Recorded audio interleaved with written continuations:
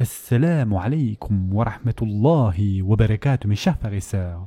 Nous étions arrêtés au 5e verset de la sourate Yusuf, dans lequel Allah Azza wa Jal rapporte les paroles de Yaqub alayhi salam.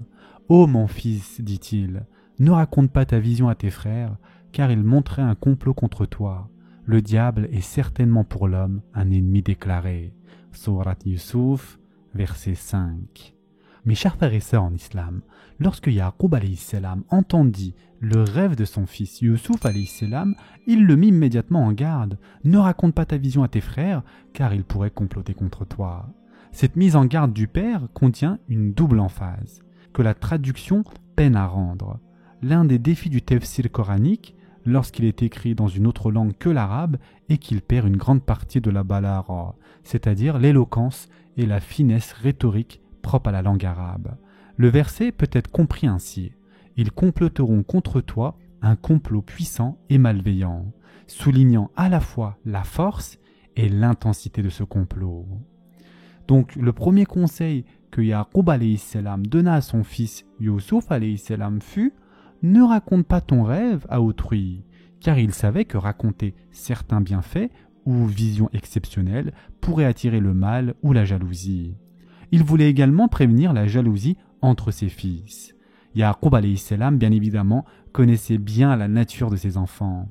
Bien qu'il les aimât tous d'un amour sincère et égal, il savait qu'ils n'avaient pas tous le même tempérament ni la même pureté de cœur.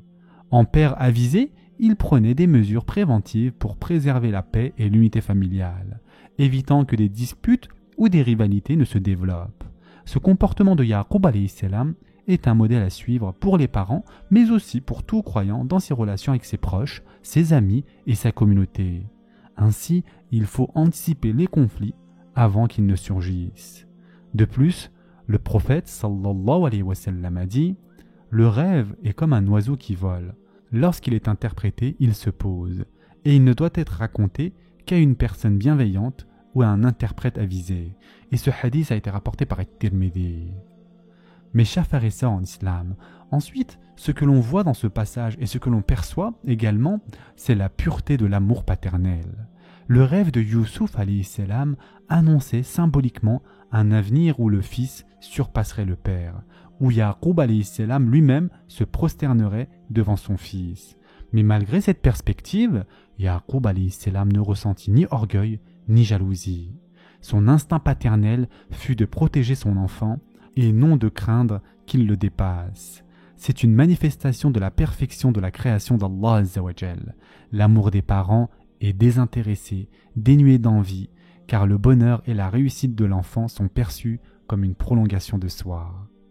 Mes chers frères et sœurs en islam, ce verset nous enseigne aussi une leçon universelle, qui est de ne pas étaler nos bénédictions devant autrui, car exposer ses bienfaits peut susciter la jalousie, c'est-à-dire hasad.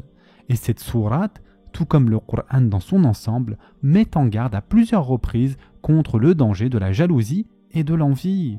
La jalousie, mes chers frères et sœurs en islam, est un feu intérieur.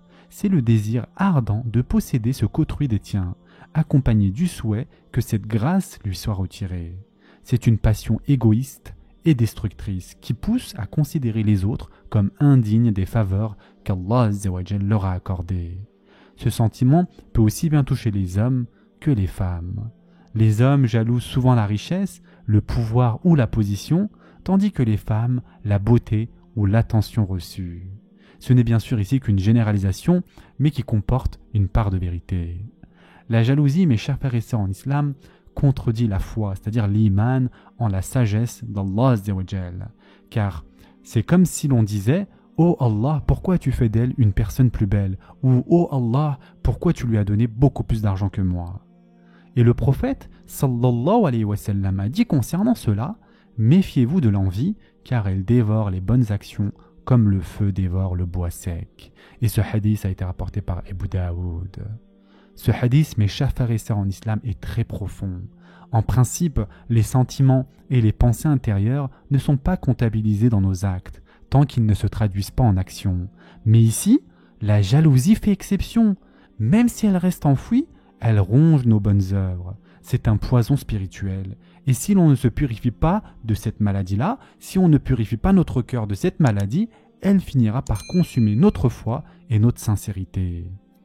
Ensuite, mes chers frères et sœurs en islam, dans la suite du verset, Yaqub alayhi salam dit « En vérité, Shaitan est un ennemi déclaré pour l'homme. » Par ces mots, Yaqub alayhi salam enseigne une sagesse d'une profondeur remarquable.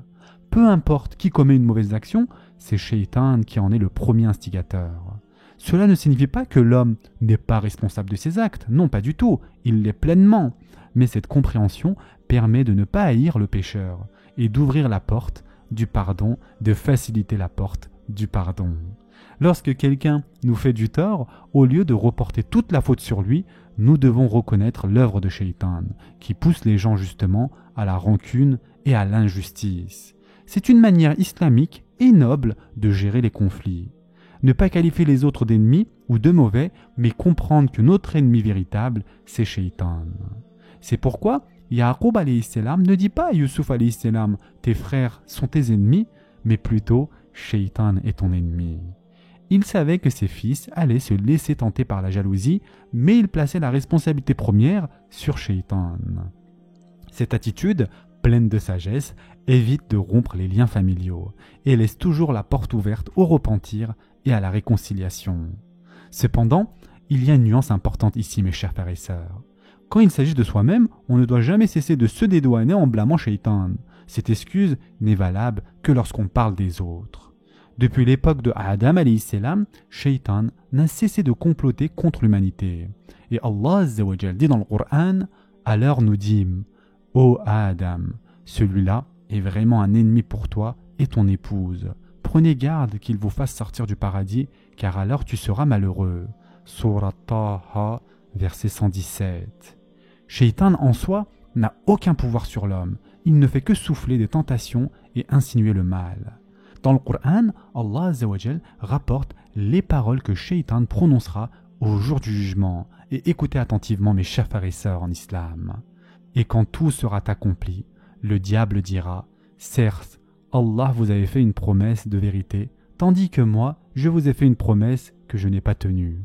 Je n'avais aucune autorité sur vous, si ce n'est que je vous ai appelé et que vous m'avez répondu. Ne me faites donc pas de reproches, mais faites-en à vous-même. Je ne suis d'aucun recours et vous ne m'êtes d'aucun recours. Je vous renie de m'avoir jadis associé à Allah. Certes, un châtiment douloureux attend les injustes, les associateurs. » Surat Ibrahim, verset 22. Continuons maintenant avec le verset 6, dans lequel Allah Azza wa Jal dit « Ainsi ton Seigneur te choisira et t'enseignera l'interprétation des rêves, et il parfera son bienfait sur toi et sur la famille de Yaqub, tout comme il l'a parfait auparavant sur tes deux ancêtres, Ibrahim et Ishaq, car ton Seigneur est omniscient et sage. » Surat Yusuf, verset 6. Lorsqu'Allah Azza wa Jal dit « Et ainsi ton Seigneur », cela peut signifier deux choses. Soit tout d'abord à travers ce rêve, Allah Azza wa Jal te protégera, soit en ne le racontant pas aux autres, cette protection se manifestera. Autrement dit, la sauvegarde de Yusuf alayhi salam pouvait venir aussi bien du contenu même du rêve, qui annonçait une destinée divine, que de sa prudence en ne la divulguant pas à ses frères. Car si Yusuf alayhi salam avait révélé son rêve à ses frères, un mal bien plus grand aurait pu lui arriver. Puis Allah Azza wa Jal dit « Et il te choisira ». Le mot utilisé ici est « ishtiba », qui signifie littéralement « choisir après avoir trié, sélectionner le meilleur ». Allah Azza wa Jal indique ainsi qu'il a trié parmi les serviteurs et a choisi Yusuf alayhi salam pour une mission et une bénédiction particulière. Ensuite, Allah Azza wa Jal ajoute « Et il t'enseignera l'interprétation des rêves ». Ce verset nous montre que la connaissance de l'interprétation des rêves est un pur don d'Allah subhanahu wa ta'ala, une science qui ne peut être acquise que par sa grâce. C'est un savoir spirituel, inspiré et réservé à ceux qu'il élève. Puis Allah Azza wa Jal poursuit « Et il parfera son bienfait sur toi et sur les descendants de Yaqub ». Remarquons ici, mes chers frères et sœurs en islam, que Yusuf alayhi salam est mentionné séparément de ses frères, ce qui indique que les bénédictions qu'il reçut furent équivalentes à toutes celles de ses frères réunis. Yusuf alayhi salam occupe donc une place à part, une catégorie à lui seul. Allah Azza wa Jal lui accorda de nombreux bienfaits, comme la prophétie une lignée noble, une supériorité morale et spirituelle sur ses frères, le don d'interpréter les rêves, la moitié de toute la beauté créée, et enfin la grâce d'entrer au paradis. Mes chers frères et sœurs en islam, dans le Coran, la famille de Yaqub alayhi salam est appelée al-Asbat, c'est-à-dire les patriarches. Les frères de Youssouf alayhi salam devinrent eux aussi prophètes plus tard. Mais cela pose une question. Comment des prophètes ont-ils pu, à un moment donné, comploter un acte aussi grave? C'est vraiment une question que l'on peut se poser. Les savants ont répondu en disant « Cet événement s'est produit avant que ses frères ne reçoivent la prophétie. » Mais alors, comment savons-nous qu'ils sont ensuite devenus prophètes? C'est parce qu'Allah Azza wa Jal dit dans le Coran « Dites, nous croyons en Allah et en ceux qu'on nous a révélés, et en ceux qu'on a fait descendre vers Ibrahim et Ismaïl et Ishaq et Yaqub et les tribus, et en ceux qui a été donné à Moussa et à Isa, et en ceux qui a été donné aux prophètes venant de leur Seigneur.